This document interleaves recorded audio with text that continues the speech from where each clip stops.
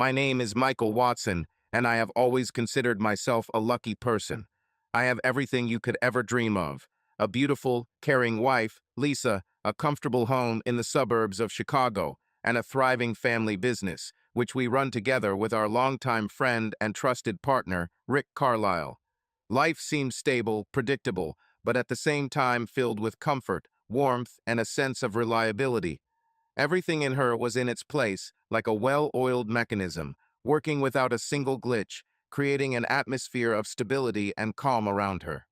I appreciated this more than anything in the world. Our house was exactly how I always imagined it: spacious, bright, full of comfort and harmony. The two-story mansion, with its snow-white facade, tall windows, and elegant gray tile roof, looked both majestic and welcoming. In front of the house, there is a neatly trimmed lawn with smooth, natural stone paths leading to a massive wooden door with wrought iron patterns.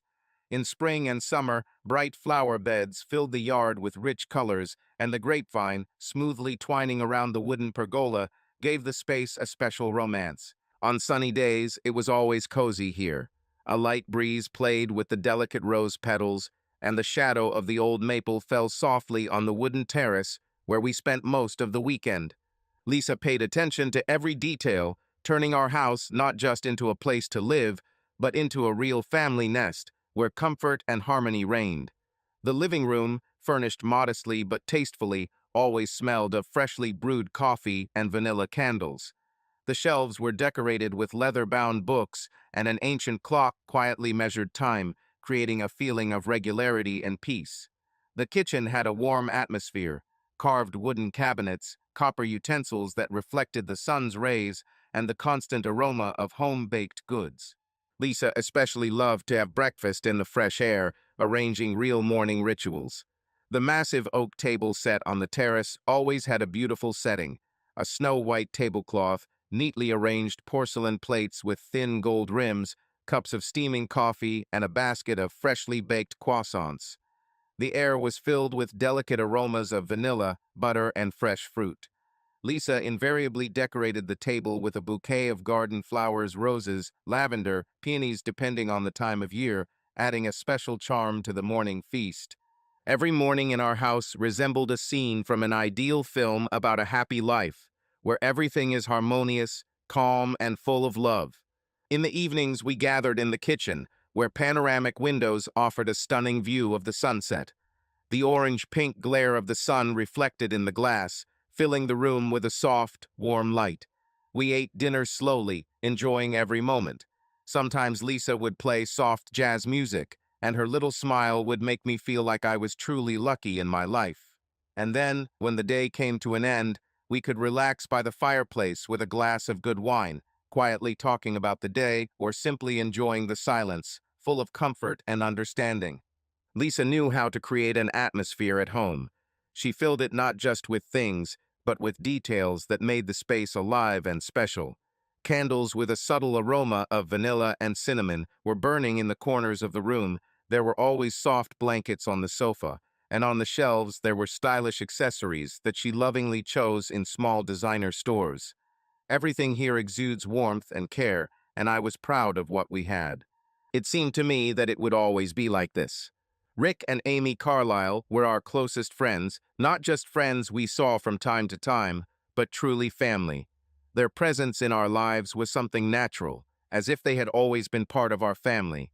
We trusted each other unconditionally, shared our innermost thoughts, discussed plans, rejoiced in successes, and supported us in difficult times. "We should repeat that trip to Nice," Rick said, leaning back in a lounge chair on the terrace. "Remember how we rented a villa with our own vineyard then? And how did you try to convince the owner to sell you his entire stock of wine?" Lisa laughed, pouring cool Chardonnay into a glass. It was excellent wine. Rick theatrically clasped his hands. And then Amy drank half of it anyway. "It's not my fault, it was so delicious." Amy smiled and reached for a piece of cheese. We spent holidays together exploring picturesque corners of the world, sailing on azure waters, breathing fresh sea air, and enjoying breathtaking views. The Caribbean islands, the Italian coast, secluded bays of Greece. Over the years of friendship, We have collected a collection of memories, each of which was filled with joy, carelessness, and a feeling of absolute freedom. In the evenings, we dined in the best restaurants, some of which belonged to us. We loved going into the kitchen, watching the chefs hustle, trying new dishes, and figuring out which ones could be added to the menu at our establishments. I have to admit, this chef knows a lot about steak, I said, cutting off a piece of perfectly cooked beef. But his seafood is simply divine. Lisa added, happily tasting fresh oysters. Maybe we should invite him to join us, Rick suggested. Do you want to lure him to our restaurant? Amy narrowed her eyes slyly. Only if he agrees to cook for us personally, Rick laughed, raising his glass. But perhaps the warmest and most soulful were our traditional family barbecues. On summer evenings, we gathered in our yard or at the Carlyles, turning an ordinary dinner into a real celebration. The aroma of juicy meat mixed with a light smoke of a fire, glasses were filled with aged wine, and conversations flowed naturally, like old cognac aged for years. You're oversalting the steaks again, Lisa joked, watching me turn the meat on the grill. And again, you're watching my every move, I laughed in response. Because I know how this will end. She winked and, taking the glass, joined Amy, who was already placing snacks on the table. Hey, maybe I should get a drink, too. Rick, wiping the sweat from his forehead, pretended to be offended. Only if you promise not to forget about the grilled vegetables again, Amy grinned, pointing to the burnt peppers. Okay, I gave up. But if someone burns marshmallows for dessert, it's not my fault. Such evenings seemed like something unshakable, a tradition that we carefully preserved. We laughed, remembered past trips, and made new plans. Our business flourished. A network of elite restaurants, famous in every corner of the city, attracted both bohemians and serious business people. It was not just a job, but a lifestyle in which Rick and I felt like kings of the gastronomic world. Each restaurant was not just an establishment, but a reflection of our philosophy: impeccable service, signature cuisine, and an atmosphere where every guest felt special. We knew our regular customers by sight, guessed their tastes, and anticipated their desires. I bet a bottle of Chateau Margaux that Mr. Davis will order venison tartare and truffle risotto again, Rick grinned, lazily reclining on the leather sofa in the VIP room. If you lose, you'll be serving him wine all evening, I grinned, glancing into the hall. You know I never lose, he grinned and took a glass of golden Chardonnay, taking a leisurely sip. He was not just a partner for me, but also a brother, a person with whom I could share both dizzying ups and painful downs. We have gone through so many things together: crises, sudden inspections, ridiculous scandals in the press that could destroy any company. But every time we came out victorious. Rick was a natural leader. His confidence, ability to find a way out of the most difficult situations, and innate charisma made him the center of any company. Tall, strong, with thick dark hair that was always perfectly styled, he looked as if he was born for success.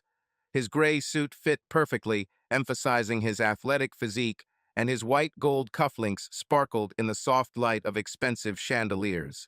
We should open a new restaurant in the center, he said one evening, twirling a glass of whiskey in his hands. We already own half the best establishments in the city, I answered, glancing at him. But we don't own the other half. Rick grinned and looked down at the glass. We don't own it yet. His laugh was infectious, and his ability to persuade was almost hypnotic. He could get anyone talking, bring out the right emotions, force them to take his side, even if the person was categorically against it. In business negotiations, he always kept the initiative in his hands.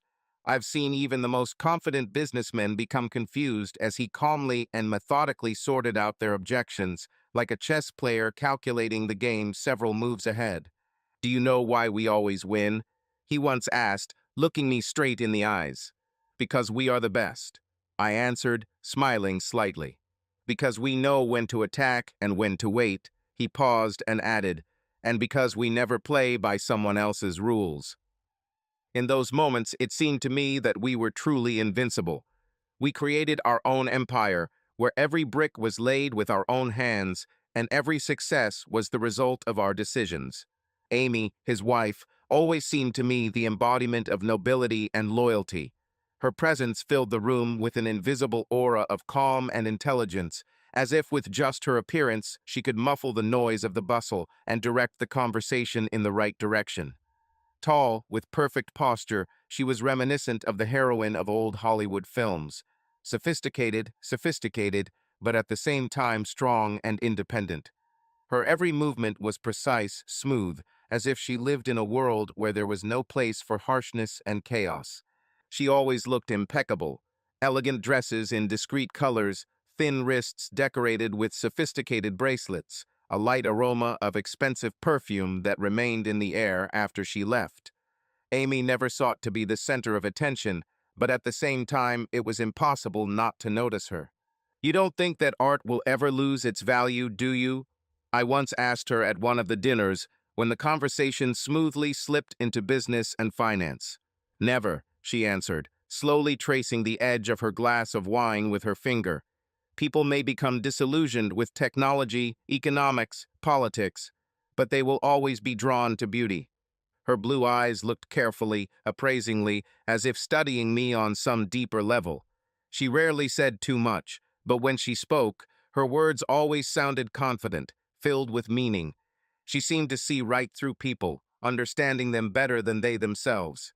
Amy worked in the arts, helping to organize exhibitions of young talent, and always seemed completely immersed in her work.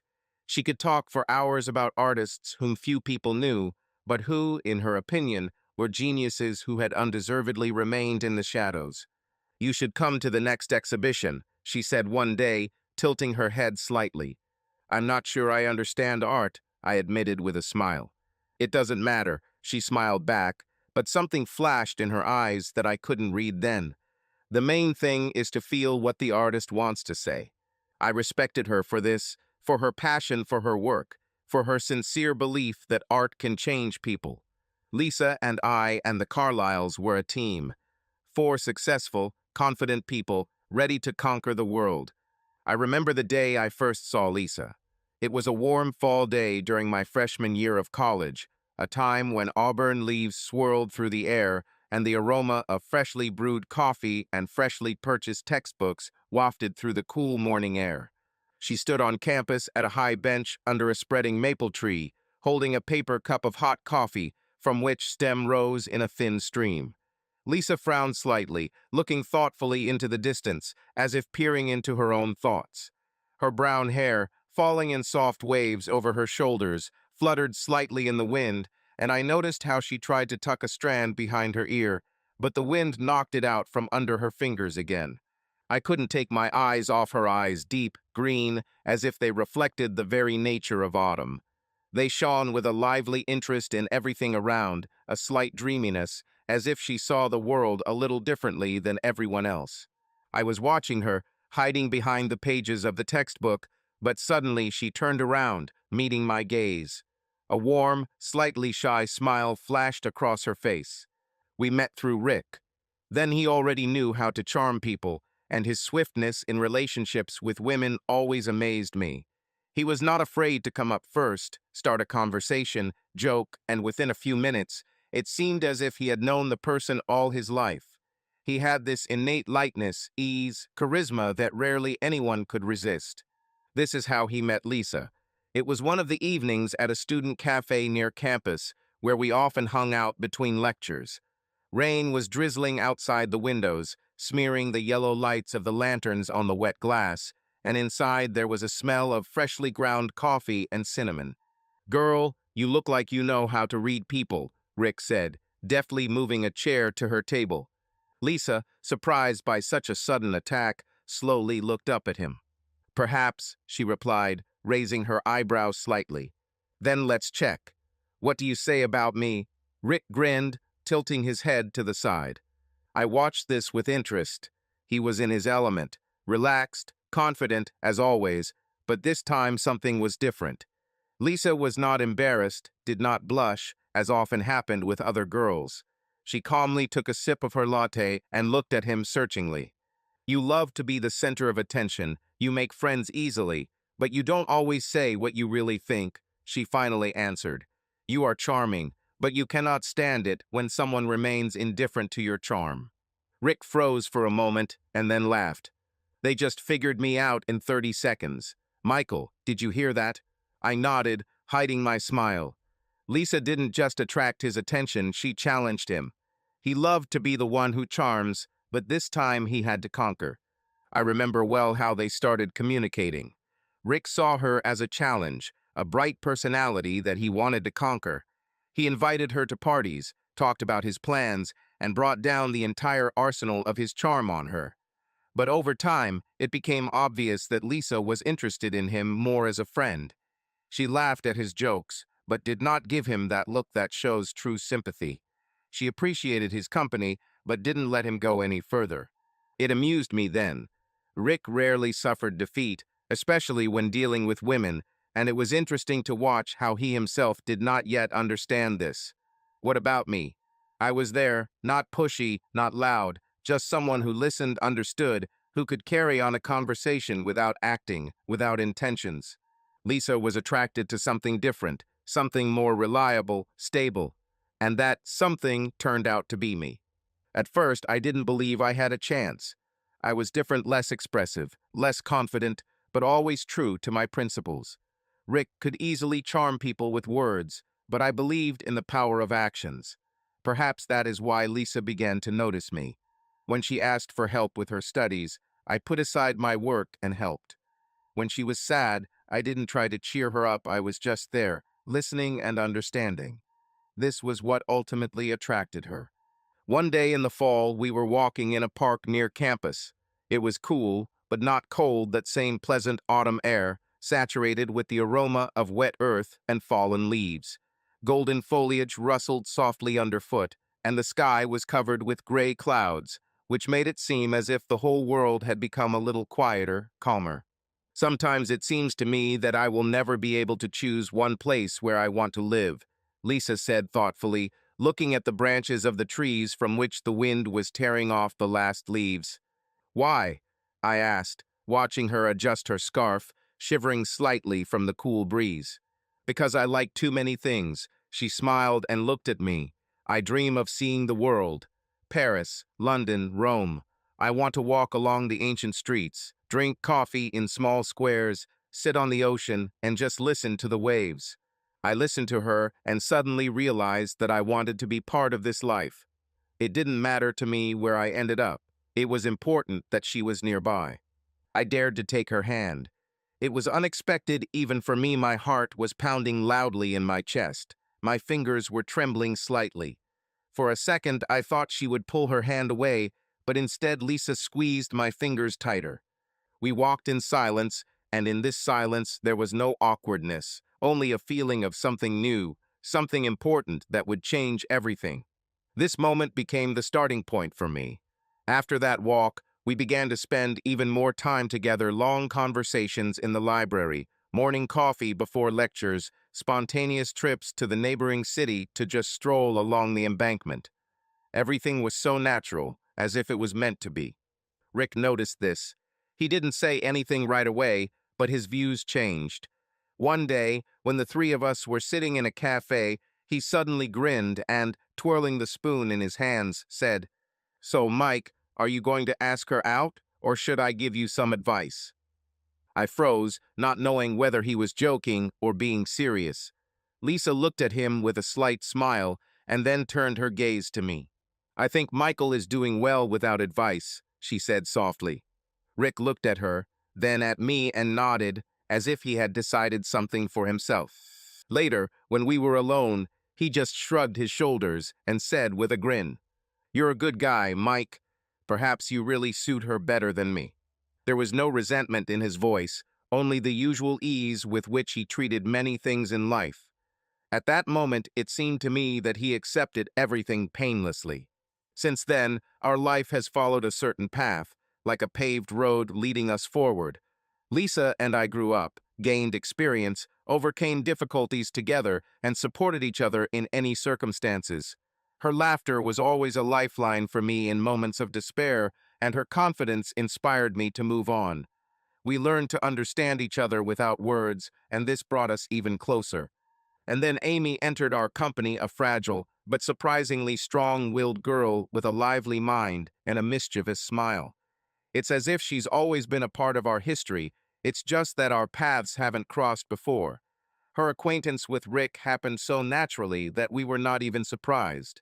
As soon as they met, a spark jumped between them, and after a couple of weeks they were already spending time together inseparably, complementing each other, like two halves of the same puzzle.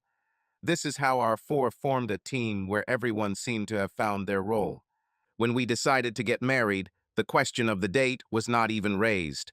Lisa and I and Rick and Amy understood this day should be shared, not just a celebration of two couples, but something more, a symbol of our friendship, devotion, and common future. We had our wedding on a country estate surrounded by greenery. The evening air was filled with the scent of flowers, and the sunset sky was painted in shades of pink and gold, creating a feeling of magic. As Lisa and I stood at the altar, I felt her fingers tremble slightly in my hands, but confidence shone in her eyes. "Are you ready?"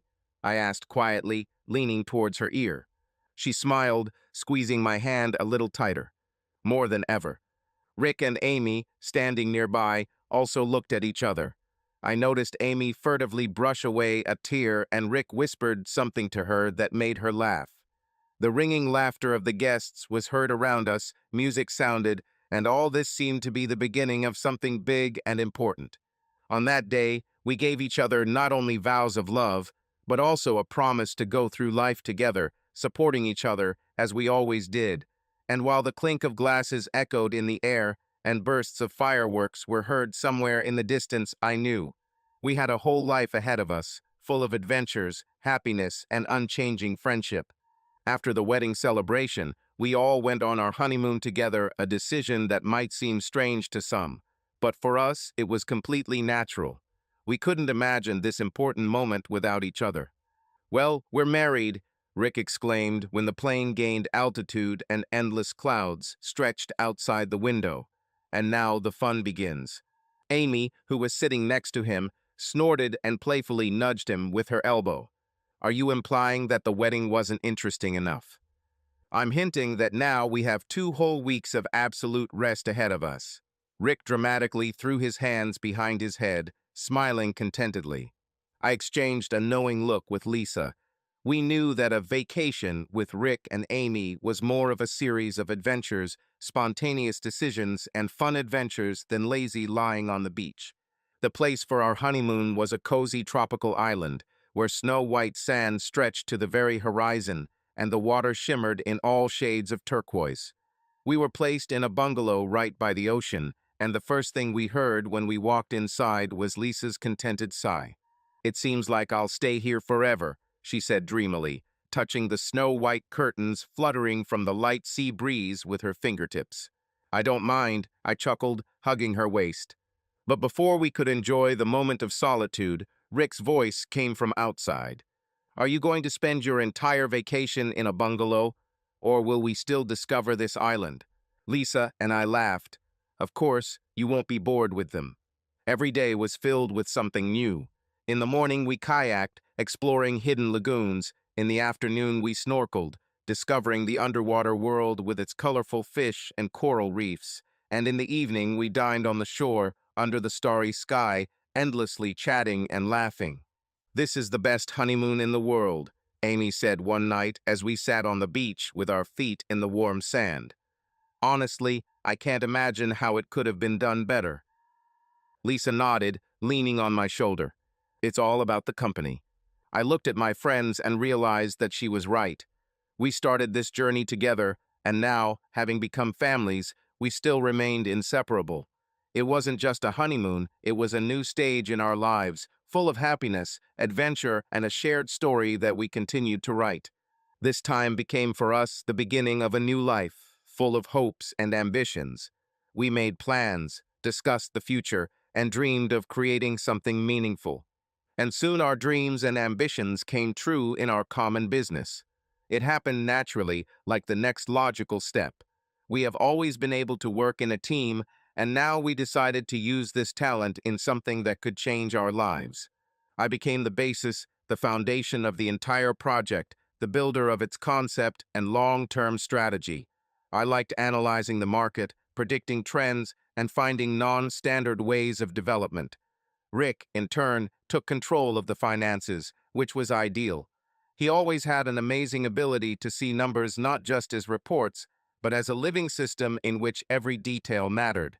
Listen, if we invest so much in advertising at the start, we will be left with a narrow budget for operating expenses, he reasoned, laying out the calculations in front of me. I propose to redistribute and strengthen marketing in the second wave, when the first profit will already be made. I shook my head, thinking, but if we don't immediately announce ourselves loudly, there is a risk that we will simply not be noticed. Rick chuckled and leaned closer. That's why you're building a strategy, and I'm looking for how to make it economically profitable. We need to find a balance. This was precisely our strength: different approaches, different views, but one goal. Sometimes we argued, defending our point of view for hours, but in the end we always came to an ideal solution. Okay, I finally said, leaning back in my chair. Let's do this. Let's reduce the advertising budget a little, but keep the main message. Focus on quality, not aggression. Rick grinned, slammed his hand on the table, and extended his hand to me. Now I recognize you, partner. So, step by step, we created a successful and powerful company that quickly conquered the market. Within a few months, our first clients turned into regular ones, and competitors began to eye us with caution. However, differences in personalities always made themselves felt, reminding us that even in the strongest team, there are moments of tension.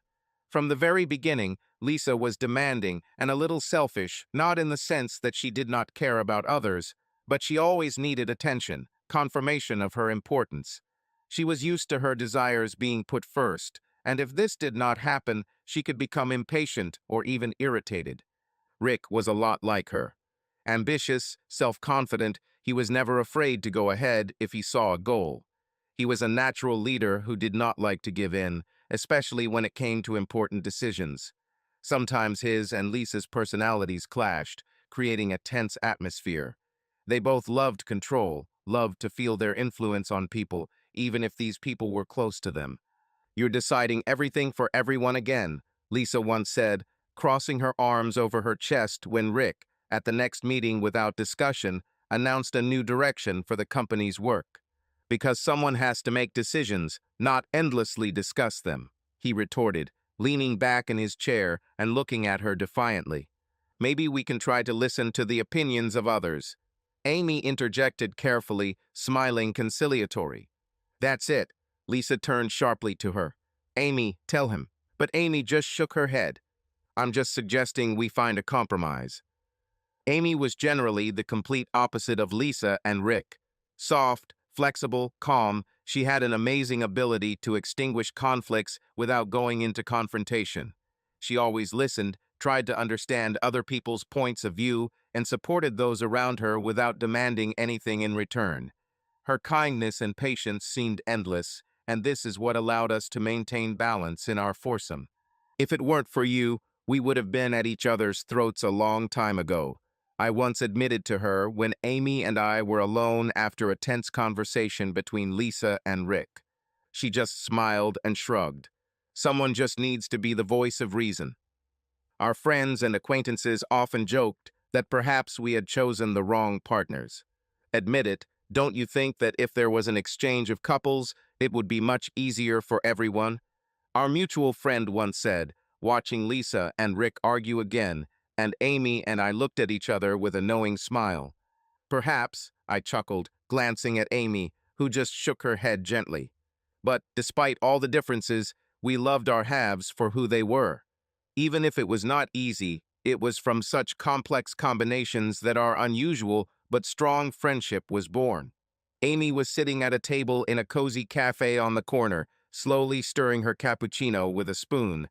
The aroma of cinnamon and vanilla enveloped her in a light cloud of comfort, but her soul was restless. Usually she enjoyed such moments, short respites amid the hustle and bustle, when she could just relax, watch passers-by, listen to quiet music flowing from the speakers. But not today. Today, her thoughts were occupied with something completely different. Rick has changed over the past few weeks. He came home later than usual, citing business at the company, but explained everything somehow vaguely, as if he did not want to go into details. His voice became tense, his gaze became distracted, he increasingly retreated into himself, even when they were close. There was a strange indifference in his words that was not there before. "I'm just tired, there's a lot of work," he said, unbuttoning the collar of his shirt and absent-mindedly kissing her on the cheek before disappearing into the shower. Amy tried to convince herself that it was really stressful, that he was just going through a difficult period. But the anxiety inside only grew. She sighed and took a sip of cappuccino, but the usual warmth of the drink did not bring relief. Looking at the passers-by outside the window, she felt an unpleasant lump squeezing in her chest. Are they okay? Is she losing Rick? Taking the phone off the table, Amy hesitated. Was she calling in vain? Maybe she should just talk to Rick again, try to get through to him. But deep down she knew that he would either brush her off again or say that she was screwing herself over. So she called Mike. The beeps went on for too long, and at that moment Amy suddenly realized how much she needed this conversation. Did something happen? His familiar voice finally rang out. There was a slight worry in it, and it made her smile. At least someone noticed that something was wrong with her. "Hi, Mike," she bit her lip, searching for words. Honestly, I don't even know why I'm calling. I need to talk." "You know, I'm always ready to listen," he answered softly. Amy took a deep breath and clutched the cup in her hands. "This is about Rick. It seems to me that something is wrong with him." They agreed to meet. When he entered the cafe, she immediately noticed him. Tall, self-confident, with the usual half-smile. This is how Mike has always been. Even when something bothered him, he knew how to hide it behind a calm expression on his face. He quickly found her with his eyes and headed towards the table, moving with that same casual ease that always set him apart from others. "You've come," Amy said quietly when he sat down opposite. Mike took a quick glance at her cup, where the coffee remained almost untouched, and nodded in understanding, suspecting that her mind was too busy to enjoy the drink. "Amy, you sounded worried on the phone." "What's happened?" he asked, motioning to the waiter. "Black coffee, no sugar," he added automatically before turning his attention back to her. Amy wondered for a moment where to start. How can you tell that she suspects something is wrong? That her husband might be hiding something important from her? She ran her finger along the edge of the cup, avoiding his gaze. "Mike," she finally spoke, lowering her voice. "I think something is going on with Rick." He moved away, became somehow different. I don't know how to explain it, but he is no longer the person I know. Mike looked at her carefully, studying her face, as if trying to determine how serious her concern was. Then he took the cup of coffee he brought, took a sip, and put it back on the table. "Do you think he's cheating on you?" he asked directly, without mincing words, as always. Amy flinched at his words, as if he had voiced something that she herself was afraid to think. Then she chuckled nervously and shook her head. "I don't know, but my intuition tells me that something is wrong. He used to always keep me informed of his affairs, but now I feel that he is hiding something from me, and if anyone can help me figure it out, it's you." Mike sighed, leaning his elbows on the table. "You know, I always thought of Rick as a person who likes to keep everything under control. But if he really is hiding something, then sooner or later it will come out. The question is, do you want to know the truth, whatever it may be?" Amy looked away and then nodded. "Want. I can't live in uncertainty. I need to know what's going on." Mike chuckled, trying to ease the tension. "Well, then we have work to do. Let's find out what secret our dear friend is hiding in his pockets. Just promise me one thing." "Which one?" He leaned closer and spoke more quietly, with a sly smile. "No matter how much you want to, let's not throw his things out the window just yet." Amy smiled back, but her eyes remained worried. "I promise.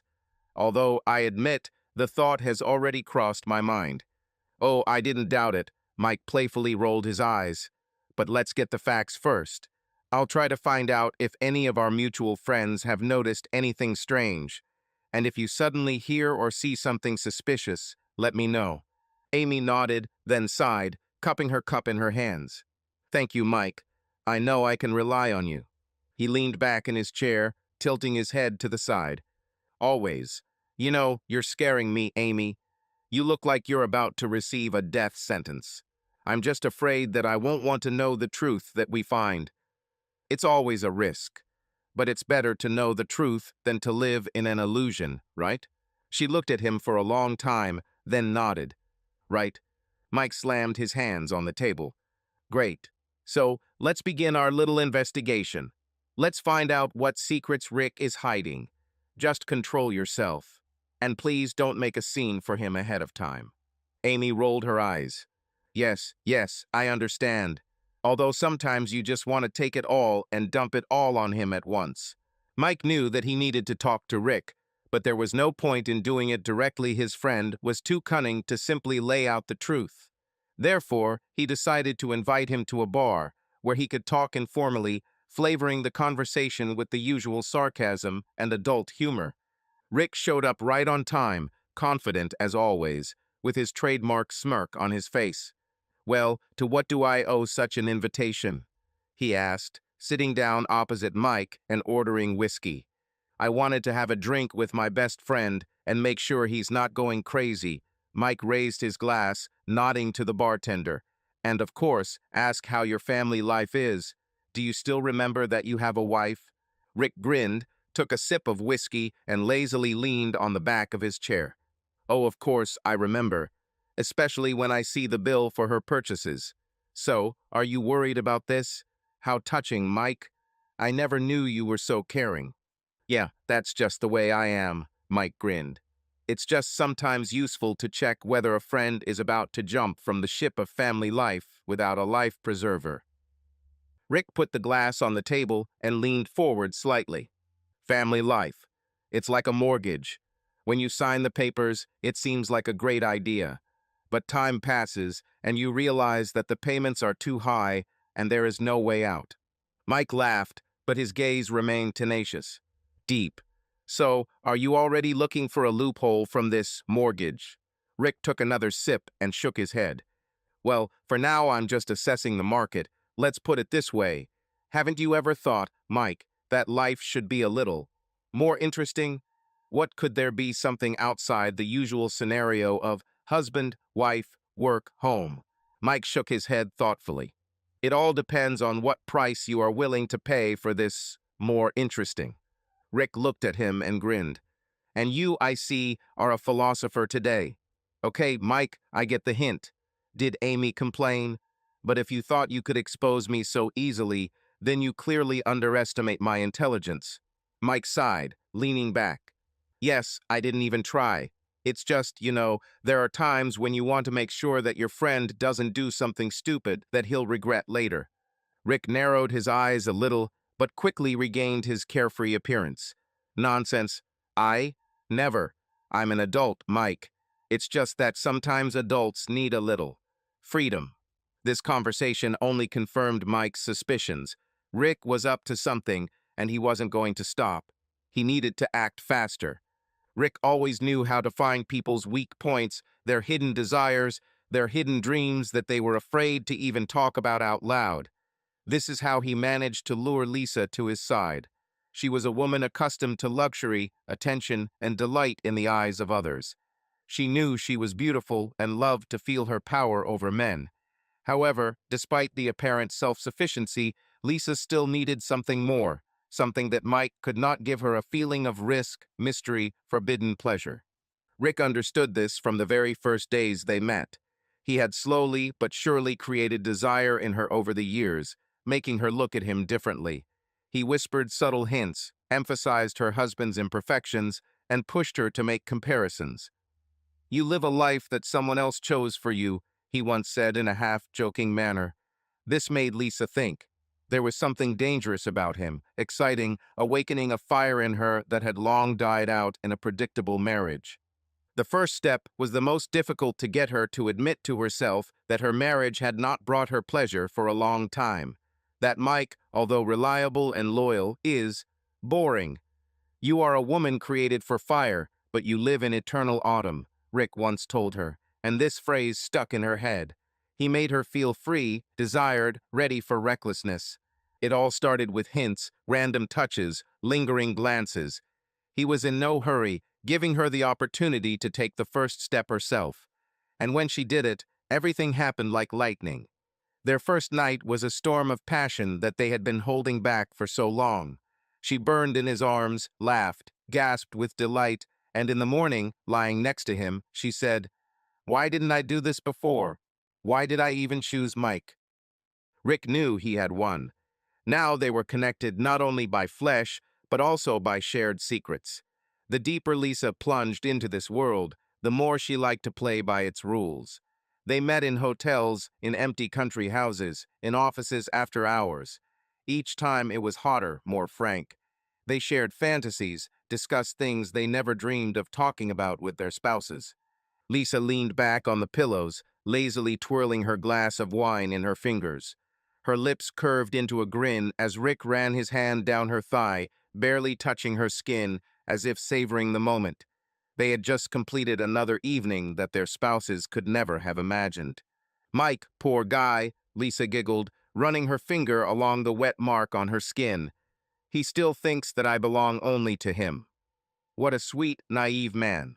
Rick grinned, resting his head on his hand as his eyes slid over her naked body. "And Amy," he paused, stroking the line of her collarbone. "She probably still believes that men are capable of monogamy."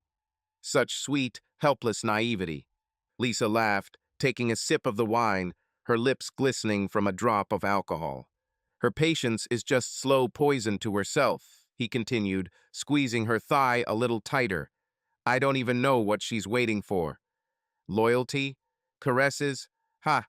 Lisa snorted again, running her nails down his chest. "Mike is so predictable. The same thing over and over again. Once that's all. You should hear him sigh when he tries. I think he is doing something special." Rick chuckled, his hand sliding lower. "And Amy doesn't even know what a real man is.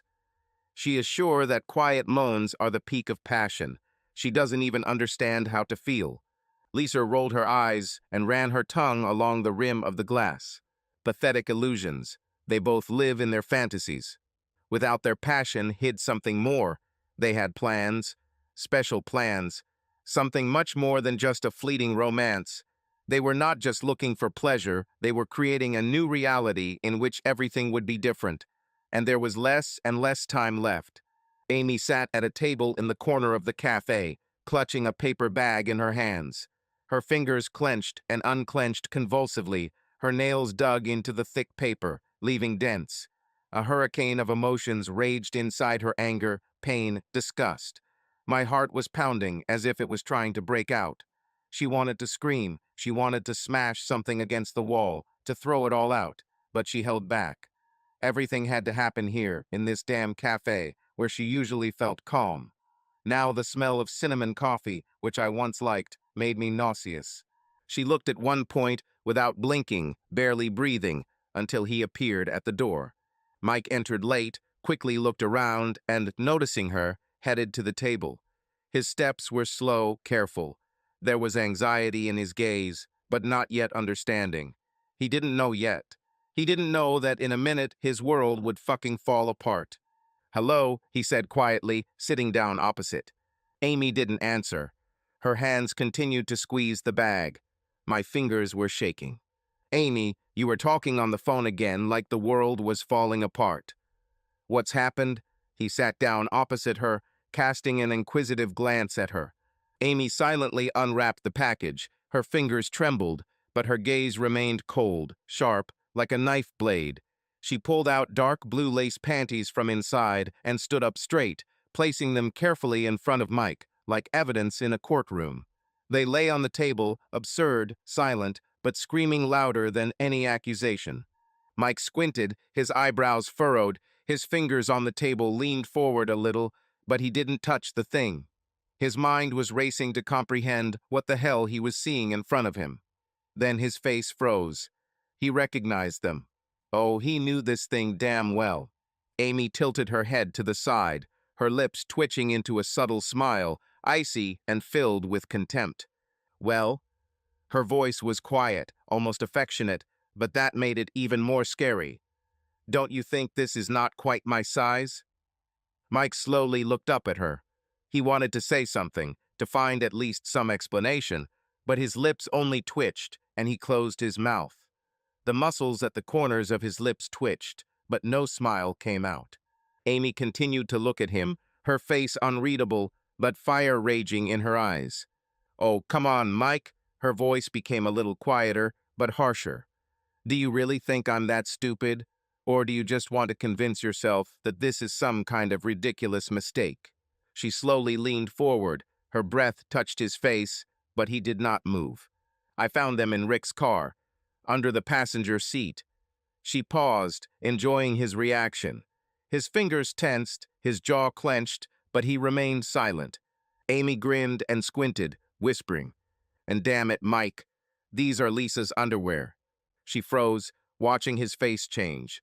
His mouth was dry. My tongue stuck together and my breathing became heavier. He ran it over his chapped lips, but there was nothing to say. The words stuck in my throat, making it difficult to breathe, making it difficult to think. He stared at the panties as if there was dynamite in front of him with the fuse already burning. One single thought thundered in my head. Well. The fingers clenched into fists, the nails dug into the palms. A heavy, oppressive emptiness squeezed my chest. "Bitch."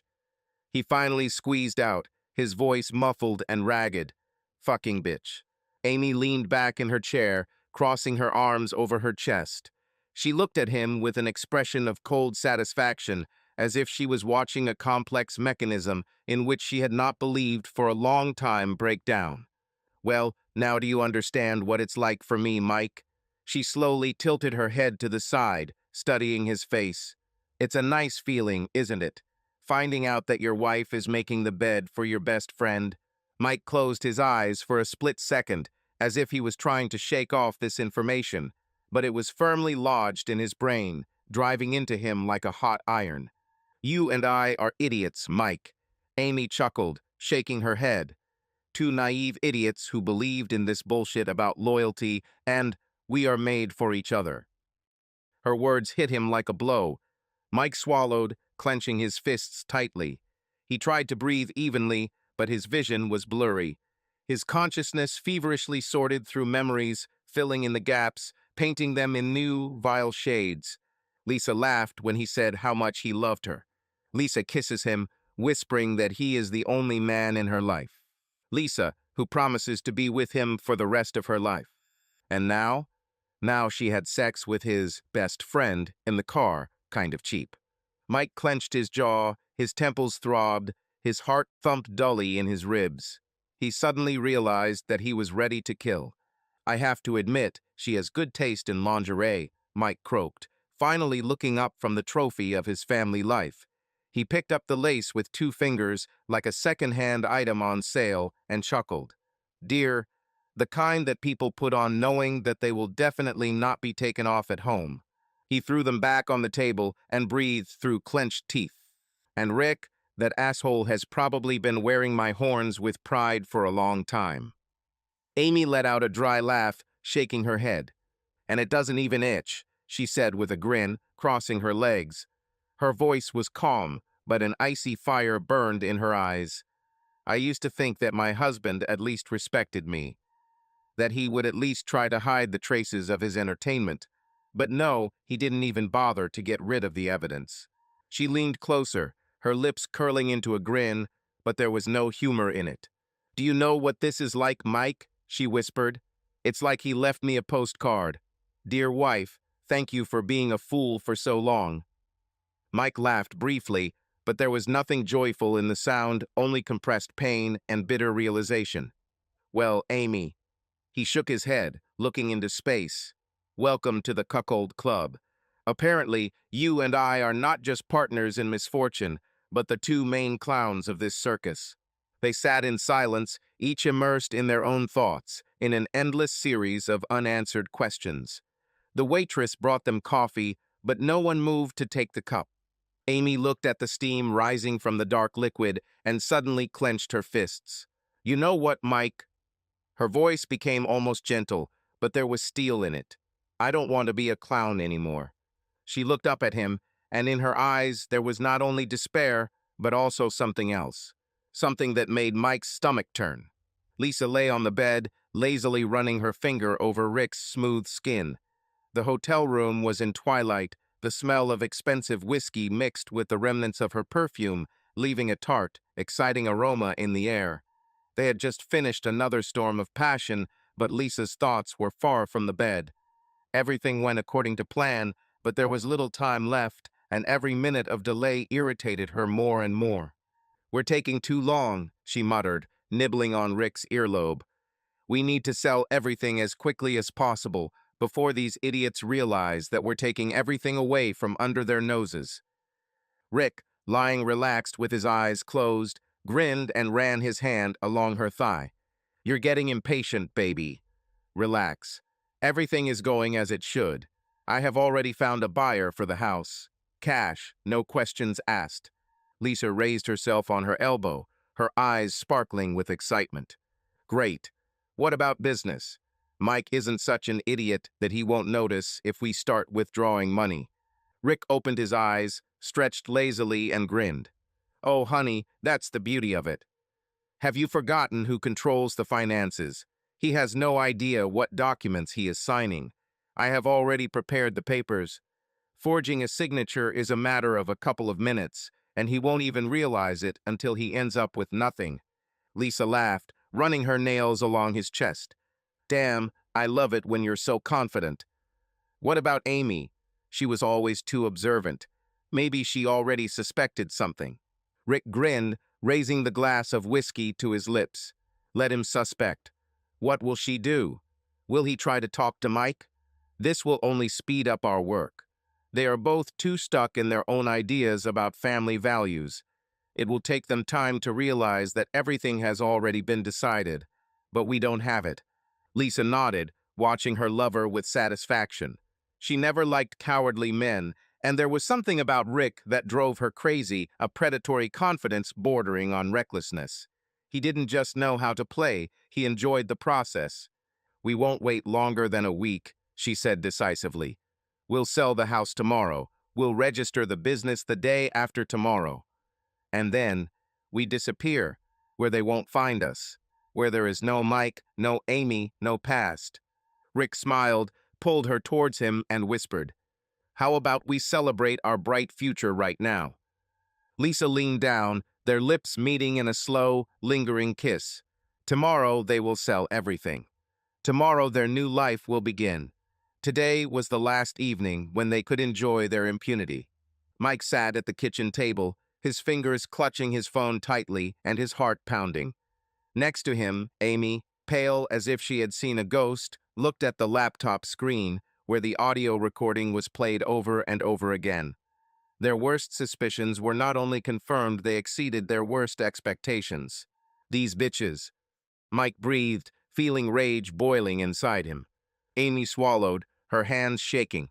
"They don't even doubt their plan," she whispered. "They just laugh at us, as if we were a couple of idiots." A few days ago, when suspicions became unbearable, they decided to take a desperate step. Amy cleverly placed a miniature recording device in Rick's bag, and Mike hid the same gadget among Lisa's things. This was their only chance to find out the truth, and now the truth lay before them in the form of dirty, cold words of betrayal. Rick's lazy, self-confident voice sounded on the recording. "Forged signatures. It's easier than stealing candy from a child. Mike always signs everything I give him. He won't even look." Lisa's laugh sounded loud and cruel. "And Amy? This fool probably still believes in family values. Honestly, sometimes I even feel sorry for her. It's not worth it. Fuck them both. Tomorrow we sell the house, then we leave with the money. By this time, they will be standing among the ruins of their lives and wondering how this happened." Amy sharply pressed pause, her eyes shining with anger and pain. She turned her gaze to Mike, who slowly stood up from the table. There was rage in his eyes, ready to tear everything in its path. "We will destroy them," he hissed. Amy wiped her eyes, her voice trembling, but there was determination in it. "No, Mike. We will do everything so that they fall into their own trap. Now they are not just deceived spouses. Now they were the hunters and their traitors the prey." Rick sat back in his hotel room chair, watching with a satisfied smile as Lisa nervously flipped through printouts of documents. They just checked all the papers, everything was perfect. Forged signatures, fictitious accounts converted into cash. They sold the house, dropped all obligations, and now there was nothing holding them back. "You understand, baby," Rick said lazily, stretching. "You and I did the impossible. We left these idiots with nothing, and no one even realized what happened." Lisa looked up from her papers, her eyes sparkling with excitement. "I know. It feels damn good. Did you see Mike's face when he signed his last contract? He didn't even bother to read it. God, it was so easy." Rick laughed, giving her an admiring look. "That's why I love you. You're not just beautiful, you're smart. Now all that remains is to board the plane, and that's it. We no longer exist." They packed their bags, methodically got rid of everything unnecessary, burned papers, erased traces. Lisa brushed the ashes from her palm, watching the shreds of the past burn out in the sink. Rick zipped up his backpack, checking the most valuable things: passports, money, tickets. Everything was in place. They handed over the car keys to the rental company without looking back. Memories, plans, promises are left behind. Everything that connected them with their former life turned to dust. At the airport, they checked in without the slightest problem. The fake passports looked perfect, the biometrics matched, and calm, even slightly relaxed smiles played on their faces. The world continued to live its normal life. No one looked back. No one knew that they were going to disappear. Forever. In the waiting area, Rick ordered himself a strong espresso. Lisa chose a glass of white wine. They sat down near the panoramic window, behind which lay the night runway. The planes glided smoothly across the sky, reminding them that soon they themselves would be among these lights flying away. "Where would you like to go first?" Rick asked, thoughtfully twirling the spoon in his cup. Lisa smiled, raising the glass to her lips, took a small sip, and closed her eyes. "To Italy. Let's start with Rome.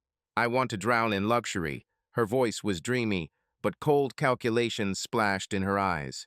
Rick chuckled, leaning a little closer to her. "Well, there's nothing left. Our flight is in an hour, and we are free." They exchanged satisfied glances and clinked glasses.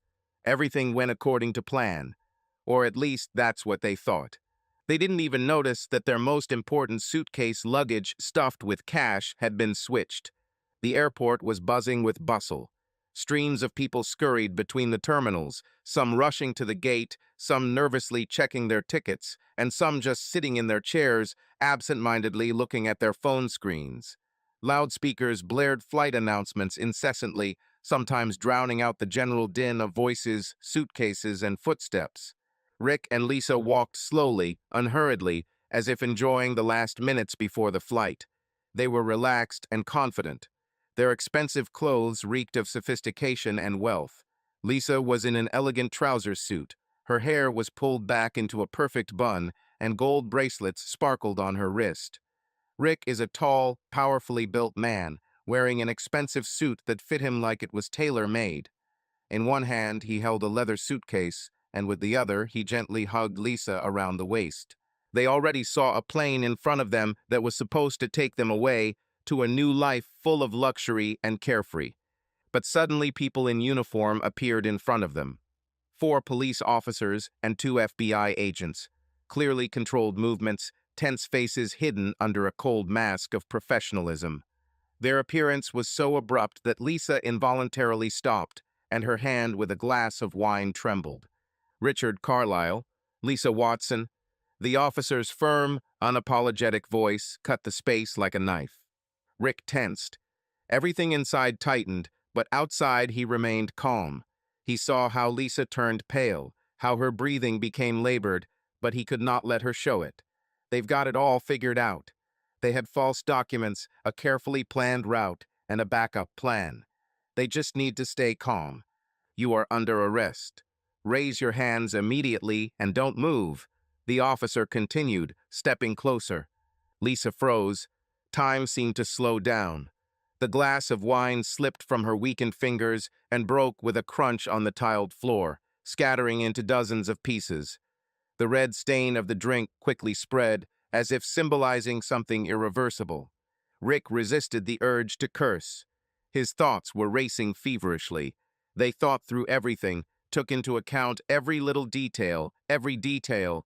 Why were they stopped? How? You were probably mistaken, he said, adding a note of surprise and slight irritation to his voice. What are we accused of? The officers quickly closed in around them, like predators surrounding their prey. One of the FBI agents, a short man with hard features and icy eyes, took a folded piece of paper from the inside pocket of his jacket and unfolded it. You are accused of financial fraud, and... The agent paused, deliberately maintaining dramatic silence before he said the last word. The murders of Michael Watson and Amy Carlisle. Lisa shuddered. Her breathing became labored, as if someone was squeezing her throat with an invisible hand. She looked at Rick for confirmation that this was just a mistake. But his face, he clenched his fists. His jaw tensed. And at that second, she realized that everything had collapsed. They lost. We know that you forged signatures, converted the money into cash, and were preparing to escape. The agent continued, not taking his eyes off them. We also know that your spouses are dead. The only question is, where did you hide their bodies? Lisa made a quiet, strangled sound, like a sob. Onlookers began to gather around them. Someone took out a phone, filming what was happening. Someone was whispering, looking fearfully at the scene. The air was filled with tension. This is nonsense, Rick shouted, trying to maintain his composure. But he was immediately grabbed by the arms and spun around, twisting them behind his back. The iron cold of the handcuffs squeezed my wrists. Everything you say can and will be used against you in court, the officer said calmly, fastening the locks. Lisa screamed, twitching, but she was grabbed with the same confidence. She gasped, trying to comprehend what was happening. How? They didn't kill anyone. They should have already been sitting on the plane, drinking champagne and laughing at how cleverly they managed to fool everyone, but instead cold handcuffs. Views from hundreds of people. Phone cameras filming their shame. The sounds of voices, whispers, and muffled comments. Oh my God, these are the ones they are looking for. They say they killed their spouses. Go crazy. The agents didn't give them time to think. They were turned around and led through the hall, confidently, quickly, not paying attention to Lisa's screams and Rick's muffled curses. To them, they were just another criminal, another couple who thought they could cheat the system. Behind them were fragments of a broken glass, spilling wine, and an unfulfilled dream of a new life. As they were led through the airport hall, the crowd of passengers parted. Someone was filming what was happening on their phones. Someone was whispering. And at the far end of the terminal, watching what was happening with a slight grin, stood Mike and Amy. Mike leaned over to Amy and whispered quietly, "Don't forget your suitcase, Amy. We will need it." She nodded, without taking her eyes off the detainees. They thought of everything down to the smallest detail. Staging their murder was only part of the plan, leaving traces, fake evidence, and most importantly, substituting blood and DNA that confirmed their death. And when the police received a false tip and discovered evidence, suspicion automatically fell on Rick and Lisa. Now everyone was sure that Mike and Amy were dead, and the only ones who could know anything about the whereabouts of their bodies were their own spouses. Game over. As they were led through the airport, the atmosphere was tense, almost electric. People parted to make way for the police, and some of the passengers, taken by surprise, hesitated before giving way. There was something elusive in the air, a mixture of curiosity, fear, and thirst for sensation. Someone took out a phone to film what was happening. Others just looked at each other, whispering. At the far end of the terminal, in the shadow of an advertising stand, two people watched the scene with a slight grin. Mike stood relaxed, arms crossed over his chest, while Amy leaned forward slightly, as if trying to catch every detail of what was happening. Her eyes incessantly watched as the detainees were escorted to the exit. A faint, almost imperceptible smile played at the corners of her lips. Mike slowly leaned towards Amy. His voice was barely audible, but in this silence filled with tense anticipation, his words were like a lightning strike. "Don't forget your suitcase, Amy. We will need it." She nodded without even blinking, as if her thoughts were far away, occupied with something much more important. Maybe she was remembering every detail of their plan, checking in her mind to see if they had left some kind of loophole. Or perhaps she simply enjoyed watching an elaborate trap spring shut. They thought of everything down to the smallest detail. The staging of their murder was not just a script for a crime drama, it was a masterpiece of planning, a perfect mechanism in which every cog fell into place. False evidence, fake blood and DNA tests, and most importantly, a well-crafted trail leading straight to the right victims. They knew that the police were hungry for quick solutions, and when an all-too-obvious suspect appeared on the horizon, no one would dig deeper. And now that the cops have received a false tip and discovered compelling evidence, suspicion automatically falls on Rick and Lisa. Just imagine their spouses, the people who were closest to them, will now be at the center of the investigation. They will be accused of murder, they will be presented with evidence, and although they will fight to the last, they will not be able to prove anything, because the evidence is too good, too real. A satisfied smile played on Mike's lips. He's always been good at these types of games.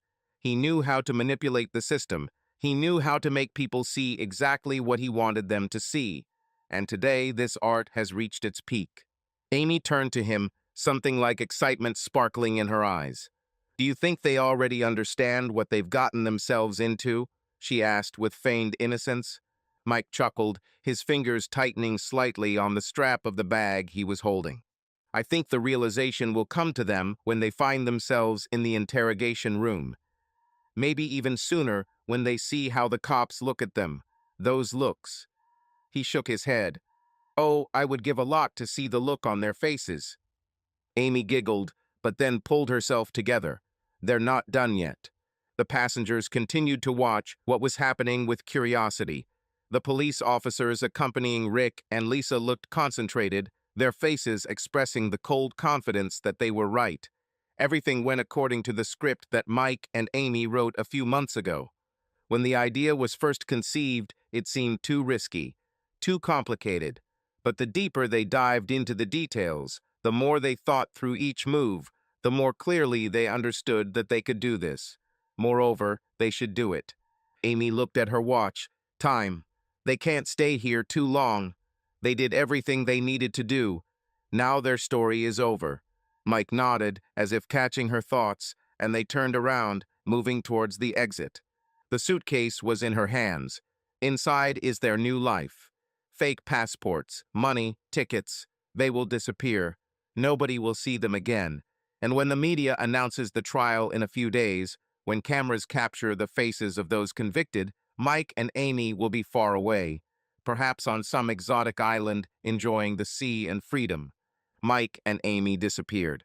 By the time the police completed their investigation and the court handed down a guilty verdict, they had long been out of reach. Their traces disappeared as completely as a ship dissolving in the morning fog. They left behind not only their previous names, but also their entire past life, habits, contacts, even linguistic expressions that they used before. Nothing remained of the former existence, only memories, which over time were to turn into ghostly shadows of the distant past. They knew that if they wanted to truly start over, they couldn't leave behind even a hint of their former selves. Their first stop was Brasilia, the capital of Brazil, a city that seemed specially created for those who want to get lost. A modern metropolis with a population of several million people, it attracted people from all over the world. Businessmen, adventurers, fugitives, desperate seekers of a new destiny. Among all these people, they were just a couple of faces in the crowd, unremarkable, unremarkable. Here they crossed paths with a man who didn't ask questions, didn't show curiosity, and worked exclusively for money. For a large sum, he provided them with not just new documents, but a new identity, a new biography, a new version of themselves. Now they were no longer Mike and Amy Watson, but became Alejandro and Sofia Delgado Americans with Latin American roots who allegedly decided to start a new life in Europe. Their past officially ceased to exist. Having received Brazilian passports, they did not stay in the country longer than required. They understood. The sooner even those few who helped them with fake documents disappeared from view, the better. Their next goal was Spain, a country with a warm climate, relaxed atmosphere, and a huge number of tourists. It was here that they were drawn, because here they could disappear into the flow of visitors, become part of a motley mosaic, without arousing suspicion. They chose Valencia, a city where the sun shines most of the year, where the narrow streets of the old quarter are adjacent to modern embankments, and the sea becomes a natural border between the past and the future. New names, new faces, new life. They didn't just run, they built their future. The money stolen from Rick and Lisa became their foundation, but instead of spending it on luxury and attracting attention to themselves, they invested in businesses that not only provided them with legal status, but also created the appearance of honest citizens. A chain of small hotels aimed at tourists quickly gained popularity. The papers were in order, tax payments were made on time, everything looked completely legal. But even with new names and a new life, they couldn't just forget everything that happened. In the first months, fear remained with them, hiding in the shadow of their success. They followed the news from the USA, watched the trial, listened to how Rick and Lisa desperately tried to justify themselves, but all the evidence spoke against them. They were sentenced to life imprisonment without the possibility of parole. Several years have passed. Alejandro and Sofia settled in Spain.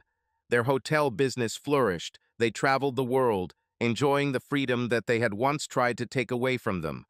They no longer looked back, no longer hid, no longer waited for FBI agents to knock on the door. Everything that once connected them with America is a thing of the past. At some point, they realized that they no longer thought about revenge. They no longer felt pain and did not remember the betrayal. There was something more in their lives.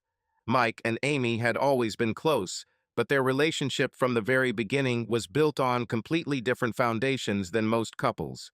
They were united not by a romantic passion, not by a chance meeting, but by a common pain, a desire to find justice, albeit in their own, distorted understanding of the word.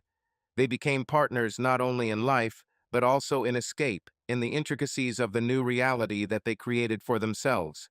They were connected not only by feelings, but also by common secrets, a common past that no one should have known. However, over time, when the need to hold on to each other for revenge disappeared, they realized something amazing. They not only got used to living together, they became each other's only real support. All the masks were torn off, all the roles were played, and behind them only the truth remained. Real, deep love, which grew out of difficulties, out of fear, out of flight, but at the same time turned out to be stronger than they could have imagined. They were everything to each other. 2 years after moving to Spain, when life had become more stable, they made an important decision. They got married. This was not the wedding that many people dream of.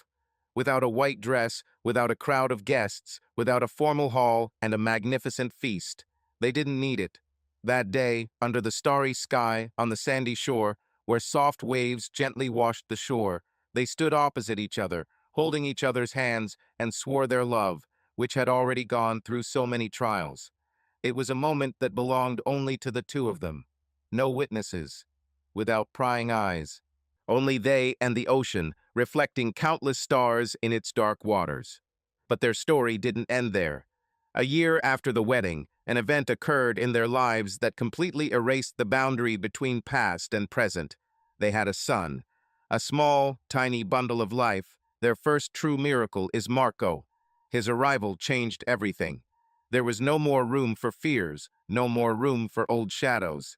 They became not just fugitives, not just spouses, but parents. 2 years later, their happiness doubled. A daughter was born, Isabella. Now they were no longer what they once were.